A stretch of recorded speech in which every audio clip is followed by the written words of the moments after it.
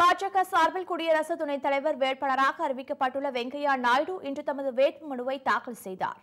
டெல்லியில் நடைபெற்ற பாஜக ஆட்சி மன்ற குழு கூட்டத்தில் தேசிய ஜனநாயக கூட்டணியின் குடியரசு துணைத் தலைவர் வேட்பாளராக மத்திய அமைச்சர் வெங்கையா நாயுடு தேர்வு செய்யப்பட்டார். ஆட்சி மன்ற குழு கூட்டத்திற்கு பிறகு செய்தியாளர்களை சந்தித்த அக்கட்சியின் தேசிய தலைவர் அமித்ஷா இதனை அதிகாரப்பூர்வமாக அறிவித்தார். 68 வயதான வெங்கையா நாயுடு மத்திய நகர்ப்புற மேம்பாட்டுத்துறை அமைச்சராக பதவி வகித்தார்.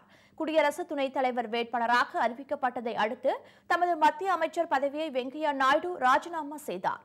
இந்நிலையில் நாடாளுமன்ற வளாகத்தில் இருந்து பிரதமர் நரேந்திர மோடி உள்ளிட்ட பாஜக தலைவர்கள் புடைசூழ வந்த வெங்கையா நாயுடு தமது வேட்புமனுவை தேர்தல் அதிகாரியிடம் தாக்கல் செய்தார். இந்த நிகழ்ச்சியில் பாஜக தேசிய தலைவர் அமித்ஷா, அத்வானி, முரளி மனோகர் ஜோஷி, சுஷ்மா சுவராஜ் உள்ளிட்ட மூத்த தலைவர்கள் கலந்து கொண்டு நாயுடுக்கு வாழ்த்து தெரிவித்தனர். எதிர்க்கட்சிகளின் சார்பில் துணை குடியரசுத் தலைவர் வேட்பாளராக அறிவிக்கப்பட்ட கோபாலகிருஷ்ண காந்தி இன்று மாலை வேட்புமனு தாக்கல் செய்ய உள்ளார். ஆகஸ்ட் மாதம் 5ஆம் தேதி குடியரசு துணைத் தலைவர் தேர்தல் நடைபெறுகிறது. இதற்கான வேட்புமனு தாக்கல் கடந்த 4ஆம் தேதி தொடங்கியது. மனு தாக்கல் செய்ய இன்று கடைசி நாளாகும். இந்த தேர்தலில் போட்டியிடுவதற்காக 18 எதிர்க்கட்சிகள் கொண்ட கூட்டணி கோபாலகிருஷ்ண காந்தியை வேட்பாளராக நிறுத்தியுள்ளது.